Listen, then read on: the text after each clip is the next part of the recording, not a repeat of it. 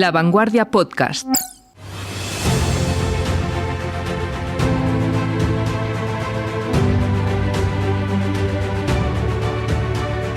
La llamamos la ciudad eterna, pero lo cierto es que Roma estuvo a punto de desaparecer.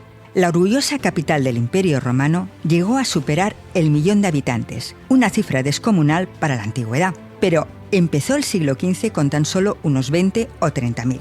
En los 100 años siguientes, Roma resurgió de sus cenizas como el ave fénix. Lo hizo mirando al pasado, al esplendor clásico de sus deteriorados monumentos, pero también al presente y al futuro. Embellecer la ciudad fue prioritario para la mayoría de los pontífices del Renacimiento, y no únicamente por razones estéticas. El prestigio del papado estaba en juego. Soy Isabel Margarit, directora de la revista Historia y Vida. Hoy, junto a nuestra colaboradora Ana Echeverría, repasaremos los vicios y virtudes de los papas que hicieron renacer Roma. ¿Qué tal, Ana? Bienvenida de nuevo. Gracias, Isabel. Un placer, como siempre. Mientras preparábamos este podcast, se ha dado la circunstancia de que hemos podido asistir a una gran muestra del esplendor protocolario del Vaticano a raíz del fallecimiento de Benedicto XVI. Sí, como ya sabrán nuestros oyentes, ha sido un funeral peculiar en algunos aspectos por tratarse de un papa emérito. Pero algunos detalles rituales que hemos visto estos días se remontan al Renacimiento. Por ejemplo, los sediarios, un grupo de hombres laicos que antiguamente portaban a hombros la silla del Papa y que en esta ocasión han sido los responsables de transportar el ataúd en las exequias pontificias. Los sediarios están documentados desde el siglo XIV y el anillo del pescador, que se destruye cuando fallece el pontífice, se usó para sellar documentos oficiales desde el siglo XV hasta el XIX, aunque ya existía por lo menos en el siglo XIII. Toda esta pompa ceremonial nos remite a una época en la que Roma fue el epicentro del poder en Europa. Y no hablamos únicamente de poder espiritual, sino también terrenal. Muy terrenal, como veremos hoy. Pero esa Roma espléndida, de grandes avenidas, de iglesias y palacios, no tiene nada que ver con la ciudad que se encontró Martín V tras su elección en 1417, cuando se puso fin al cisma de Occidente. Nada que ver. Vamos a ver, situémonos un momento para explicar por qué. En 1309, la sede pontificia se traslada a Aviñón. A partir de entonces, 7 papas gobernaron la cristiandad bajo control absoluto de los monarcas franceses, mientras Roma, sin papado, iba languideciendo. Gregorio XI regresa al Vaticano, pero su poder es tan débil que le sale competencia. Surge un segundo papa en Aviñón e incluso un tercer papa en Peñíscola. Benedicto XIII, el famoso Papaluna. El Papaluna, nuestro antipapa maño. En fin, tras ingentes esfuerzos diplomáticos que no tenemos tiempo de relatar, por fin se llega a un acuerdo para elegir por unanimidad esta vez a Martín V y se acaba con la locura esta de los 3 papas. Pero para entonces Roma ya está hecha una ruina. La decadencia venía de lejos, desde finales del Bajo Imperio exactamente, y había continuado lenta pero implacable a lo largo de toda la Edad Media. Sin duda. Pero claro, un siglo entero sin papas estuvo ya a punto de borrar la ciudad del mapa. Ese podría haber sido el golpe mortal para la ciudad eterna. Según el humanista Bartolomeo Platina, la Roma que halló Martín V a su regreso apenas recordaba una ciudad. Las casas estaban en ruinas, las iglesias se habían derrumbado, había barrios enteros vacíos y la ciudad estaba abandonada y acosada por la hambruna y la pobreza. Bueno, hay que tener en cuenta que los acueductos llevaban siglos sin funcionar. Así que esos 20 o 30.000 habitantes que tenía Roma en aquel momento se apiñaban todos a orillas del río Tíber, porque era la única manera de tener agua. El resto de la ciudad estaba prácticamente deshabitado. Vamos, que las ovejas pastaban en los antiguos monumentos, hay que imaginárselo así, con basura pudriéndose en las calles, ratas por todas partes. Bueno, en fin, un ambiente sumamente insalubre. Roma se había convertido en una ciudad pequeña incluso para la época. Florencia, sin ir más lejos, la duplicaba en población. Génova tenía el triple de habitantes y Milán 4 veces más. Y más allá de Italia, Granada o París contaban con 100.000 habitantes cada una aproximadamente. Claro, ante este panorama de decadencia, ¿qué hicieron los papas del Renacimiento? Pues ponerse las pilas, si me permites el anacronismo. Es decir, la única manera de evitar que la Iglesia volviera a estar controlada por un rey era convertir al Papa en un monarca igual de poderoso, capaz de medirse con las grandes potencias del momento. Francia, por supuesto, pero también Nápoles o Castilla y Aragón. Medirse con los Valois o los Habsburgo no era tarea fácil, desde luego. Para fortalecer los estados pontificios se estableció un ejército profesional, el primero de Italia, con un capitán general de la Iglesia al mando. Un capitán general que solía ser pariente del Papa, casualidades de la vida. En fin, para nutrir este ejército, Sixto IV contrató a mercenarios de la Confederación Suiza. Y Julio II, es decir, Giuliano della Rovere, que era como se llamaba antes de ser papa, convirtió a estos mercenarios suizos en su guardia personal. Por eso, la Guardia Suiza todavía luce en su librea los colores azul y amarillo del escudo de armas de los de la Rovere. De ahí ese vestuario tan curioso que llevan. Claro, es que Julio II dejó huella en muchos sentidos, luego lo veremos. Y no fue el único. Aunque la monarquía pontificia tenía la peculiaridad de no ser hereditaria, en la práctica estuvo durante el Renacimiento en manos de unas pocas familias italianas. Los papas del Renacimiento eran Medici, Farnese, Colonna, Piccolomini. Bueno, incluso los Borgia, que no dejaban de ser extranjeros, acabaron emparentándose con estas grandes casas. Y aquí entramos en uno de los grandes excesos del Vaticano en esta época, el nepotismo. Vamos a ver, Alejandro VI era sobrino de Calixto III. Pío III era sobrino de Pío II, Julio II de Sixto IV. O sea, estaban todos emparentados. Clemente VII y León X eran primos. Es decir, se recompensaba a familiares o a partidarios con cargos religiosos que iban acompañados, por supuesto, de sus correspondientes rentas. Y ni siquiera era necesario ejercer estos cargos in situ. Por ejemplo, un clérigo podía dirigir varias parroquias y un obispado en Navarra, por decir algo, sin moverse de Italia. Bueno, Ana, es que el poder terrenal requiere dinero. En la Italia del Renacimiento, un papa que deseara mostrarse fuerte ante otros monarcas precisaba el apoyo de las familias adineradas. Pero a menudo no bastaba con eso. De ahí que los papas de los siglos XV y XVI, además de recaudar impuestos en los estados pontificios, no dudaran en hacer negocio con lo divino y lo humano.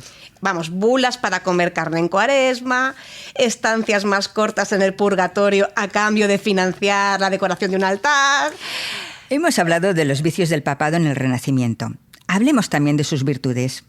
Nicolás V fue el primero en restaurar un acueducto romano. Otros pontífices seguirían su ejemplo. El Vaticano emprendió importantes reformas urbanísticas, saneó y amplió las calles, recuperó esculturas y monumentos clásicos.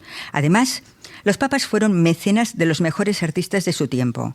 En definitiva, modernizaron Roma y fueron grandes impulsores del renacimiento humanista. Sin la menor duda. Todo esto es indiscutible, Isabel. Los papas convirtieron una ciudad en ruinas en la gran capital de la cultura europea.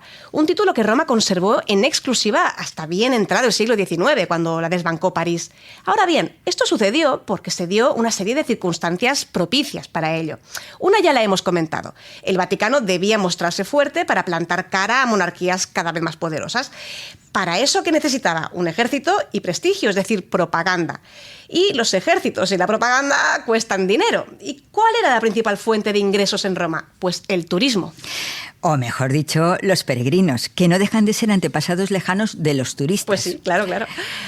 Es cierto que en Roma no había manufacturas importantes, tampoco era un centro financiero ni un nudo comercial, pero contaba con otro tipo de riquezas, antigüedades, iglesias y, sobre todo, reliquias. Una gran cantidad de reliquias consideradas de primera categoría que atraían a unos 30.000 peregrinos cada año. Bueno, y eso en un año corriente, porque cada 25 años se celebraba un jubileo o año santo capaz de congregar a unas 100.000 personas. Y, en fin, las reliquias eran a cual más extravagante, por cierto. Los viajeros podían venerar 2 espinas de la corona de Jesucristo, el dedo con el que Santo Tomás inspeccionó la herida del costado de Jesús, un fragmento de la cruz del buen ladrón, grasa de la parrilla en la que asaron a San Lorenzo, bueno. Esto se va poniendo interesante, leche materna de la Virgen María y hasta el santo prepucio. Martín Lutero, que visitó la ciudad en 1510, publicaría más tarde un escrito burlándose precisamente de este tipo de devoción popular.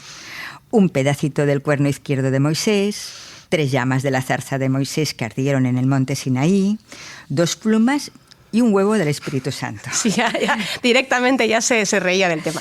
En cualquier caso, la afluencia de peregrinos contribuía a llenar las arcas de la ciudad y a extender la fama de su esplendor. Eso sí, también acarreó a los papas no pocos dolores de cabeza urbanísticos. Por ejemplo, en el jubileo de 1450 sucedió una catástrofe. Un mulo se desbocó en el Ponte Sant'Angelo, que estaba abarrotado de visitantes, y bueno, claro, se desató el pánico. parte de la balaustrada del puente cedió, de modo que 2.000 personas cayeron al Tíber y perecieron ahogadas. ¡Qué horror! Todas. O sea, un espanto.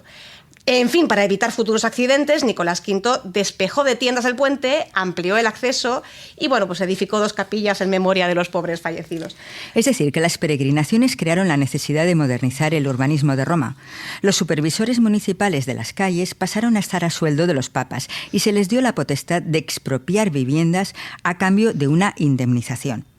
De este modo se pudieron ampliar los principales accesos al Vaticano. Por ejemplo, Sixto IV conectó la Porta del Popolo, por donde accedía la mayoría de romeros, con el Ponte Sant'Angelo, por medio de una nueva calle a la que llamó, de modo nada sorprendente, Vía Sistina. Bueno, Sixto IV también hizo construir el primer puente que cruzó el Tíber desde la antigüedad y lo llamó, como no, Ponte Sisto. Al bautizar obras civiles con el propio nombre, el Papa estaba imitando a los grandes emperadores de la antigüedad. Y de este modo se ponía a la altura de estos grandes césares. Pero tampoco es que Sixto IV tuviera una megalomanía especial. En realidad, todos los pontífices del Renacimiento hicieron lo mismo. Tenemos a Alejandro VI y su Vía Alejandrina, que fue la primera calle recta de la era moderna en Roma, a Julio II y su Vía Julia, a León X y la Vía Leonina, una avenida que debía, por cierto, conducir a su palacio familiar. Cosa que no sucedió porque el palacio quedó inacabado. Un papa podía incluso competir directamente con la obra de un pontífice anterior. Clemente VII creó la Vía Clementia, pero más tarde Pablo III alargó la calle y le cambió el nombre por el de Vía Paulina Trifaria. Vamos, que como puede verse, la humildad no era precisamente la virtud favorita de un santo padre renacentista. Parece que no. Aún así, siendo justas, no todo se reducía a pompa y vanidad. La inversión urbanística formaba parte de un plan mayor, un plan celestial. Tal como dejó bien claro Nicolás V en su lecho de muerte, se trataba de contribuir a la exaltación del poder de la Santa Sede por toda la cristiandad. El pueblo vería así su fe continuamente confirmada y diariamente corroborada por grandes edificios. Sixto IV recogió el testigo y destacó la primacía de Roma frente a todas las demás debido al trono de San Pedro. Bueno, y si de presumir de primacía se trata, nada como traer a colación la antigua gloria imperial. Y enseguida los aduladores de turno se subieron al carro, comparando a Sixto IV con Augusto, por ejemplo, o afirmando que Julio II embelleció la ciudad de Roma conforme a la dignidad del imperio. ¿Eran un imperio los estados pontificios? Pues la verdad es que no, pero el papado se presentaba así como heredero de la grandeza del Imperio Romano. Las referencias al imperio son constantes en la Roma del Renacimiento.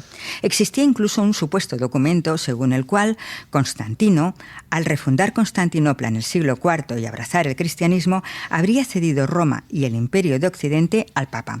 En realidad, se trataba de una falsificación del siglo VIII. Bueno, y por entonces ya se había demostrado que este documento era falso, pero convenía mantener viva la leyenda, claro.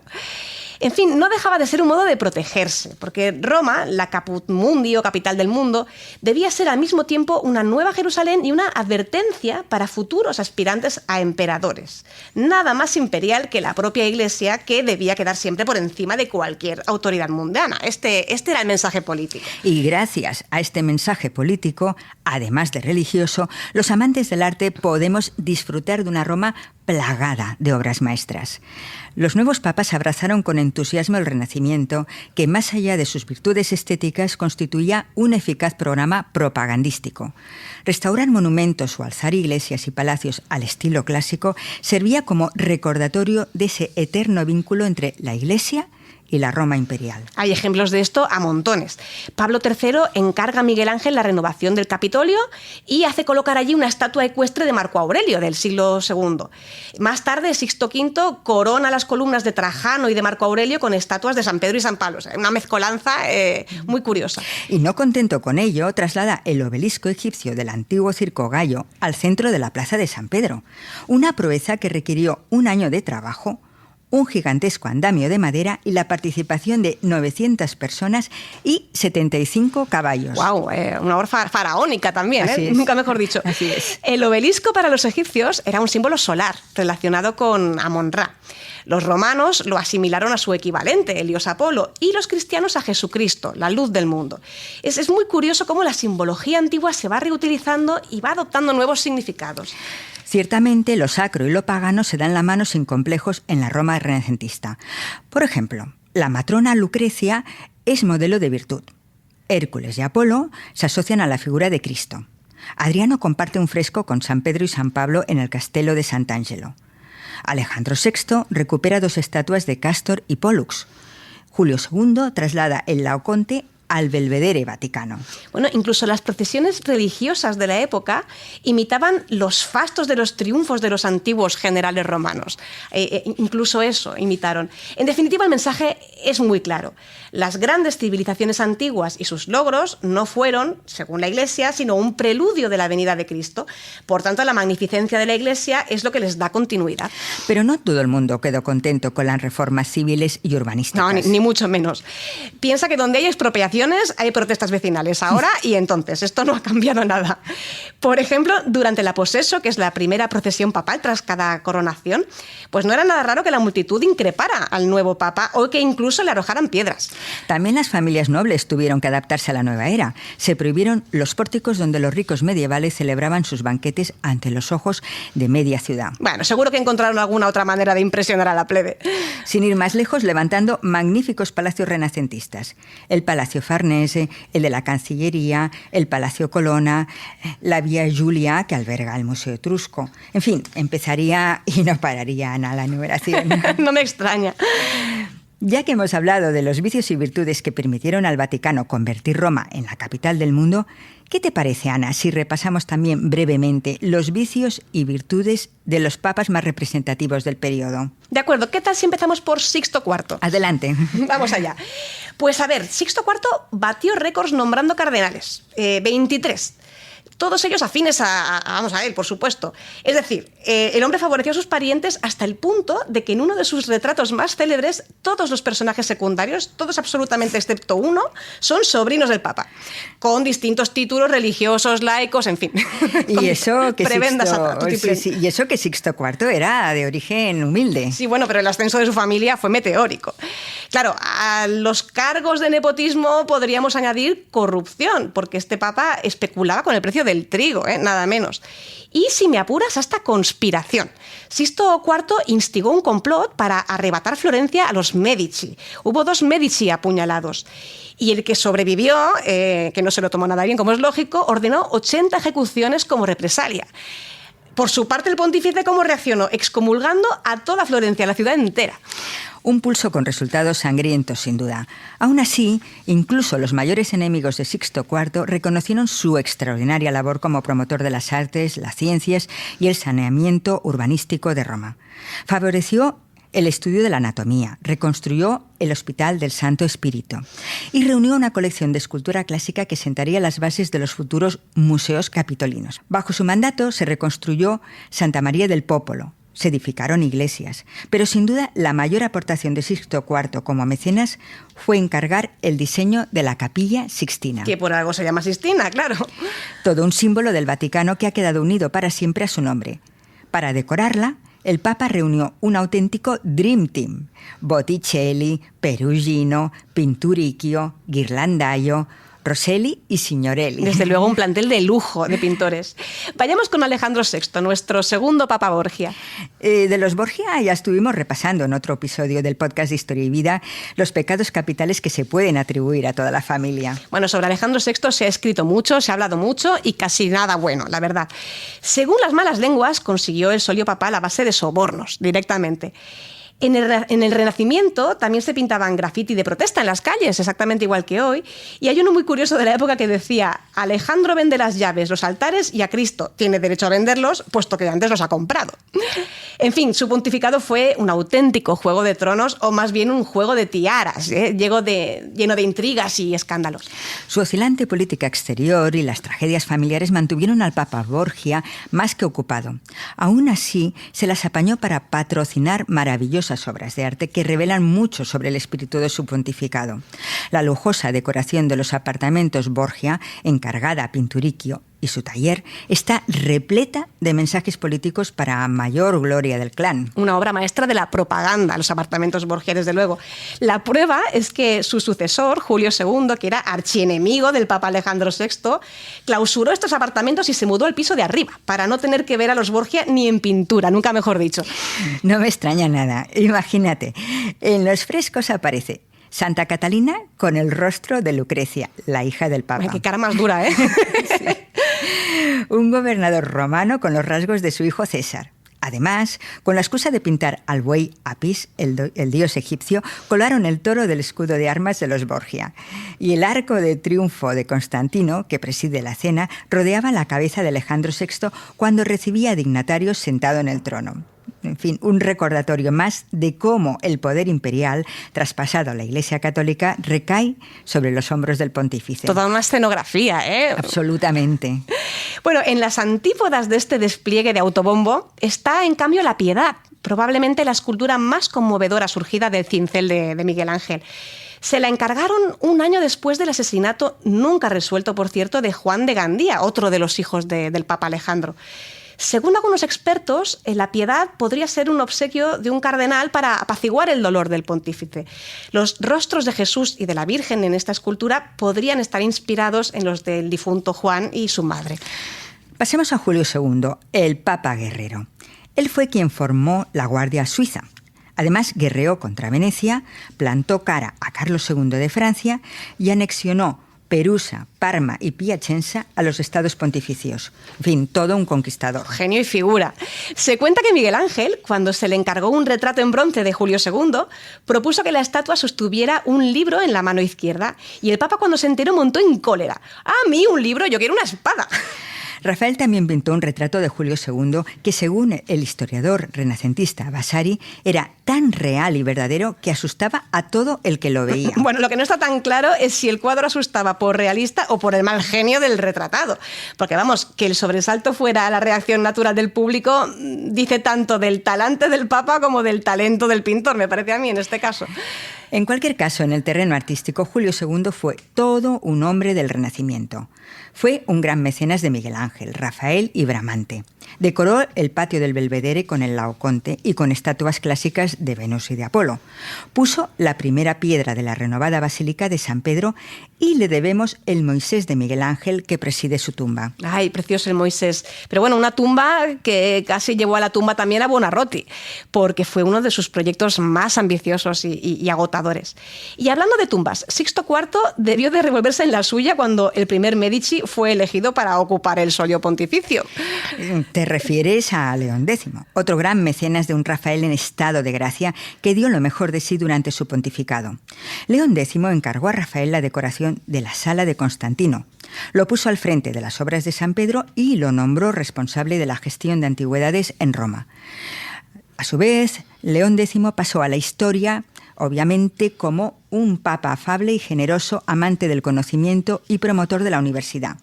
Su educación en la corte de Florencia lo convirtió en uno de los papas más cultos y refinados de la historia. Hacía gala de exquisitos modales, escribía con elegancia, componía versos en latín, tenía buen oído y hasta buena voz. Sí, pero todas estas cualidades no lo salvaron de granjearse peligrosos enemigos. En el 4º año de su pontificado desbarató una conspiración para envenenarlo. Y bueno, tuvo que hacer limpieza de cardenales.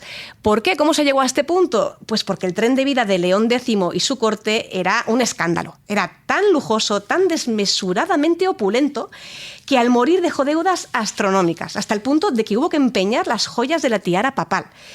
El escritor Pietro Aretino comentó con bastante sarcasmo ya en la época que León X no pudo recibir los sacramentos pues que hacía tiempo que los había vendido. ¡Qué barbaridad!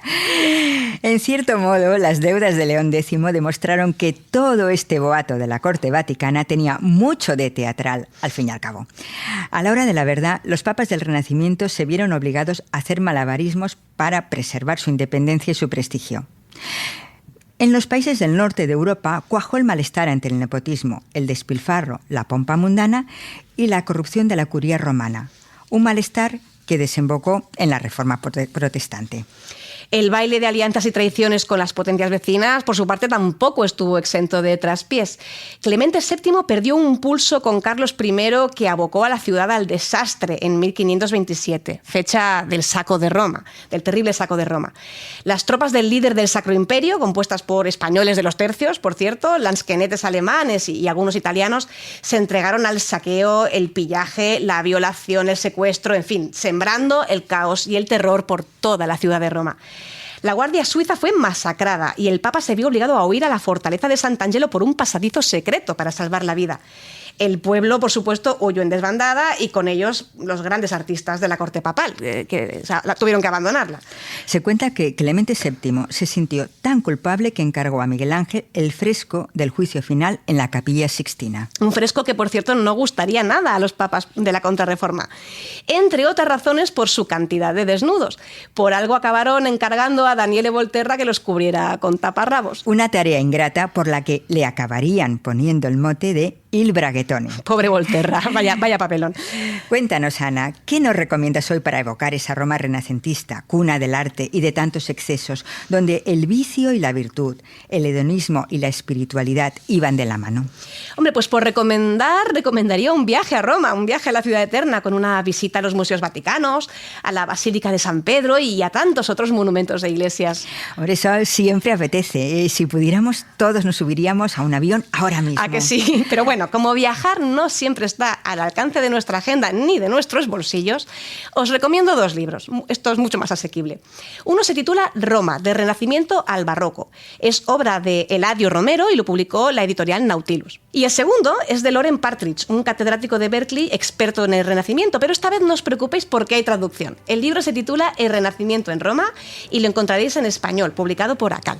Pues por el momento viajaremos a la Roma renacentista sumergiéndonos en las páginas de estos 2 libros tan interesantes. Y tú y yo, Ana, volveremos pronto con un nuevo episodio del podcast de Historia y Vida. No faltaría la cita. Hasta pronto. Hasta pronto y muchas gracias.